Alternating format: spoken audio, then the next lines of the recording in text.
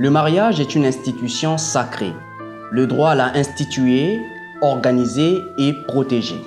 De ce fait, plusieurs conséquences découlent de ce lien sacré nommé mariage. Entre autres, nous avons le devoir de cohabitation des époux, le devoir de secours et d'assistance mutuelle, le devoir de fidélité. C'est sans doute dans le prolongement de cette logique de fidélité entre époux en matière de mariage que le législateur congolais a créé une incrimination appelée adultère. En effet, le délit d'adultère est un briseur de serment de fidélité promis entre époux. Un époux adultère est un époux infidèle, car l'adultère rime avec l'infidélité. Situation tout à fait étonnante, à la différence de la grande majorité des États qui ont pu s'affranchir du poids du délit d'adultère, la République du Congo persiste, s'obstine à incriminer ce comportement social. L'adultère en République du Congo est un comportement interdit par la loi depuis la seconde moitié du XXe siècle et ce, juste après son accession à l'indépendance. L'adultère est bel et bien un délit pénal, c'est-à-dire une infraction pénale d'une gravité intermédiaire pouvant entraîner pour son auteur des lourdes amendes ou carrément une peine d'emprisonnement. Cela dit, qu'est-ce donc un adultère? Qui est-ce qui peut être appelé adultère? Qu'est-ce qui caractérise ce comportement interdit? Au fait, qu'encourt celui ou celle qui se hasarderait à poser de tels actes? C'est à ces différentes interrogations que nous allons tenter d'apporter une réponse dans cette vidéo. Je suis Herman Bika, diplômé en droit, formateur et créateur de contenu juridique sur les réseaux. Ici, je vous parle des fondamentaux du droit congolais et accessoirement du droit français en vue d'informer certains et d'éclairer d'autres dans leurs lanternes internes en ce qui concerne les situations juridiques, en ce qui concerne les phénomènes juridiques qui nous environnent, les phénomènes juridiques qui nous entourent. N'hésitez en aucun cas de vous abonner, d'aimer et de partager massivement cette vidéo car je vous assure qu'il existe quelque part un homme ou une femme mariée, selon le droit congolais, qui médite en son cœur l'infraction que nous sommes en train d'aborder dans cette vidéo. S'il vous plaît, rendez-le ou rendez-la service en lui faisant parvenir cette vidéo. Je tiens à préciser que le contenu de cette vidéo n'intéresse pas uniquement les personnes qui se sont mariées selon la loi congolaise. Il intéresse également ceux qui sont mariés simplement selon la coutume. Ce ne sont pas uniquement ceux qui sont mariés, ceux qui ont célébré leur mariage devant l'officier d'état civil, qui sont concernés par le contenu de cette vidéo, mais aussi ceux qui ont simplement organisé un mariage coutumier. Rien que je n'invente, cette précision trouve son soubassement, trouve son fondement dans les dispositions de l'article 337 du Code pénal congolais lorsqu'il parle de mariage célébré selon la coutume locale. Le législateur congolais n'a donné aucune définition légale permettant de caractériser l'infraction d'adultère. Néanmoins, la doctrine est venue à sa rescousse en proposant une définition simpliste et compréhensible, même pour celles et ceux dont la vacuité intellectuelle nécessiterait la mesure. Ainsi, pour les contemporains, est adultère celui ou celle qui a entretenu des relations sexuelles extra-conjugales.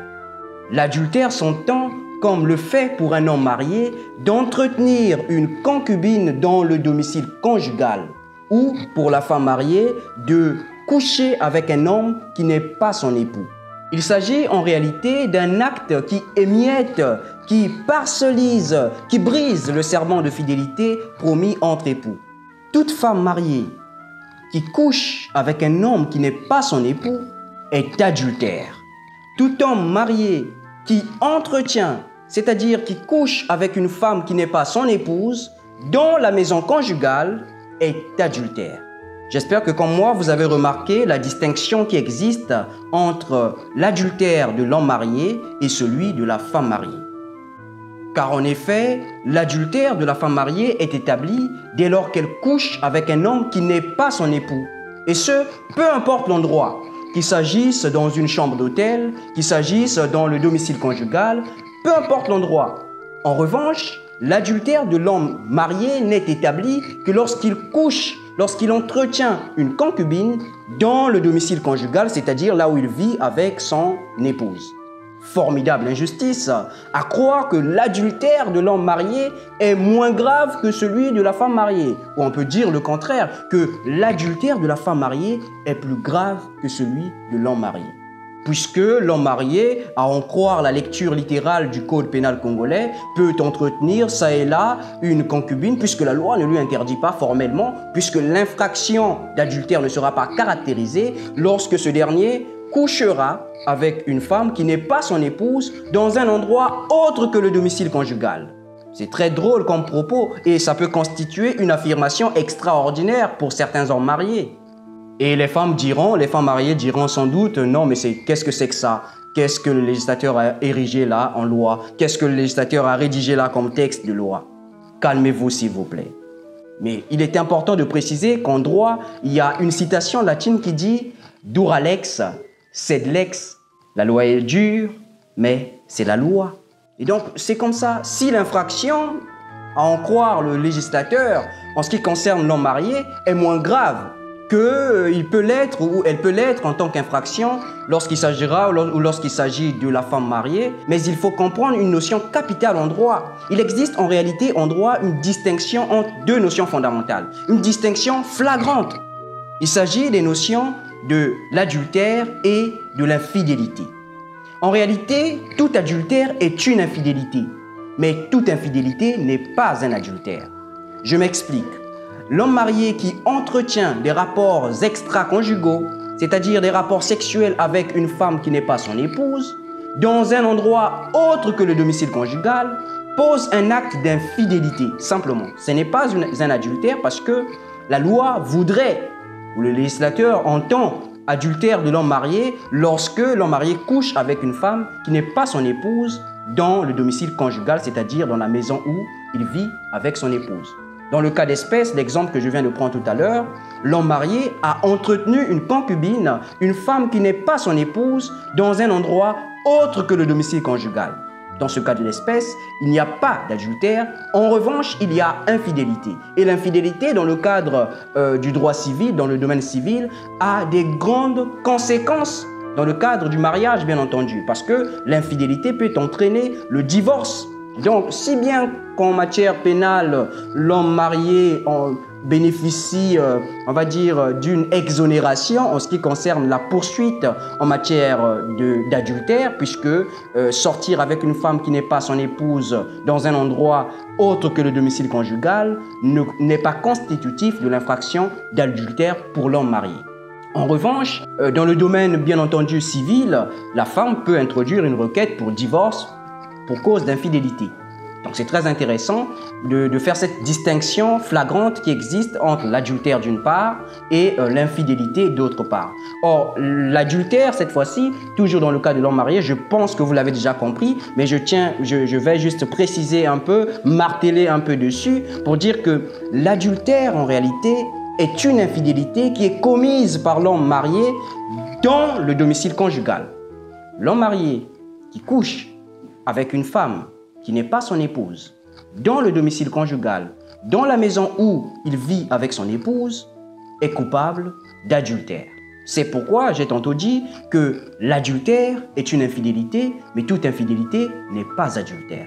Force est néanmoins de relever que l'infraction d'adultère ne concerne que les rapports hétérosexuels extra-conjugaux, ce qui a donc la vertu d'exclure du champ d'application de l'infraction d'adultère, d'exclure du champ de qualification de l'infraction d'adultère les rapports homosexuels, les rapports avec des pratiques, on va dire, zoophiles, puisque ces pratiques-là sont poursuivies et éventuellement sanctionnées dans le cadre d'une autre incrimination pénale.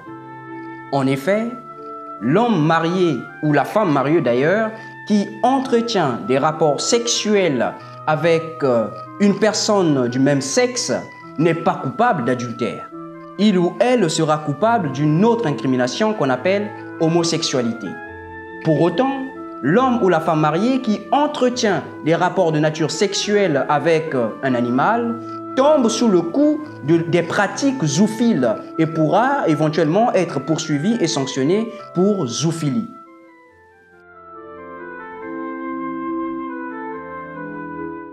La particularité de l'infraction d'adultère, c'est qu'il appartient aux seuls époux de la dénoncer.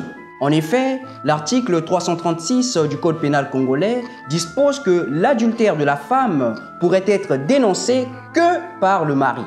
Ce qui a donc la vertu de priver de droit d'agir en justice les enfants du couple, la famille du mari ou de l'épouse, les proches parents ou encore les voisins. Il appartient aux seuls époux d'ester en justice, c'est-à-dire de porter plainte pour adultère, car cela ne concerne que leur foyer. L'État dans tout ça ne peut intervenir que si l'un des époux victime de l'adultère de l'autre lui demande de s'immiscer dans leur affaire. À la vérité, l'État ne voit dans l'adultère qu'un attentat à la pudeur, qu'un attentat aux bonnes mœurs, et ne le sanctionne que si l'un des époux concernés le lui demande. Par ailleurs, le droit sanctionne l'abandon de familles qui se camouflent, qui se réfugient derrière l'infraction d'adultère, lorsque cet adultère-là est commis par la femme mariée. Nécessaire tout de même est de préciser que l'époux qui entend dénoncer l'adultère de son épouse doit en apporter la preuve. Ici, la preuve peut être faite par tout moyen. Il peut s'agir des SMS échangés entre l'épouse adultère et le complice de son infraction. Il peut s'agir des lettres qu'ils se sont transmises ou bien d'autres éléments, tout moyen en tout cas.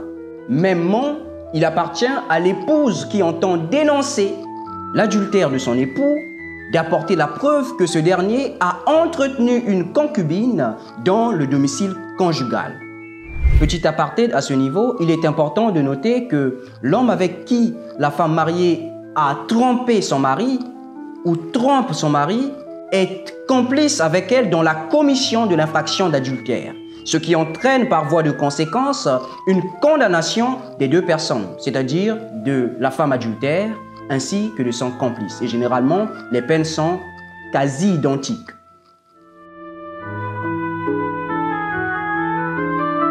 Finalement, que risque le conjoint coupable d'adultère ainsi que son complice? En réponse à cette merveilleuse interrogation, l'article 337 du Code pénal congolais dispose que la femme convaincue d'adultère, un peu plus loin, c'est-à-dire celle qui aura abandonné le domicile conjugal, subira la peine d'emprisonnement de 3 mois et 2 ans au plus. Selon l'article 338 du même code, le complice de la femme adultère sera puni des mêmes peines d'emprisonnement complétées par le paiement d'une amende allant de 24 000 à 480 000 francs CFA. Cependant, l'homme adultère, c'est-à-dire celui qui aura entretenu une concubine dans le domicile conjugal et qui aura été convaincu sur plainte de son épouse, sera puni de peines d'amende allant de 24 000 à 480 000 francs CFA. Alors là, c'est extraordinaire, fantasmagorique même, de comprendre que l'homme marié, coupable d'adultère, n'encourt aucune peine d'emprisonnement. Et le plus étonnant dans tout cela, c'est que la complice de l'homme marié, de l'homme adultère bien entendu, c'est-à-dire la femme qui a couché avec ce dernier, qui l'a permis de tromper son épouse, ne risque absolument rien. Attention tout de même, pourvu que cette dernière ne soit pas elle-même mariée. Car si elle est mariée, elle aussi, bon, on rentre dans un schéma compliqué, difficile donc de sortir. Mais supposons qu'elle soit célibataire. Si elle est célibataire, ah non, elle n'encourt rien, puisque la loi ne dit rien. La loi ne dit mot à ce sujet. Donc elle n'encourt rien. C'est hilarant. C'est désopitant même de comprendre en réalité ou de considérer l'infraction d'adultère comme un véritable délit pénal, c'est-à-dire une infraction d'une gravité intermédiaire lorsqu'il s'agit de la femme mariée. Et la même infraction est considérée comme une simple contravention lorsqu'il s'agit de l'homme marié. Étant précisé que le paiement d'une amende simple, sans peine d'emprisonnement aucune, est une caractéristique fondamentale et propre aux contraventions. Je vous remercie d'avoir suivi cette vidéo jusqu'ici et je tiens à vous informer que nous avons érigé une fiche une fiche, on va dire, j'appelle ça la fiche du citoyen congolais, où nous avons fait un résumé, mais en tout cas, de l'infraction d'adultère. Vous verrez, il y a des schémas, donc il y a à peine quelques phrases pour vous permettre de repérer en un coup d'œil, en un clin d'œil, tous les éléments constitutifs de l'infraction donc d'adultère. Donc vous pouvez vous procurer de votre fiche très facilement. Il y a un numéro qui s'affiche ici. Vous contactez ce numéro pour passer la commande de votre fiche. C'est à un prix abordable et donc abordable pour tout le monde.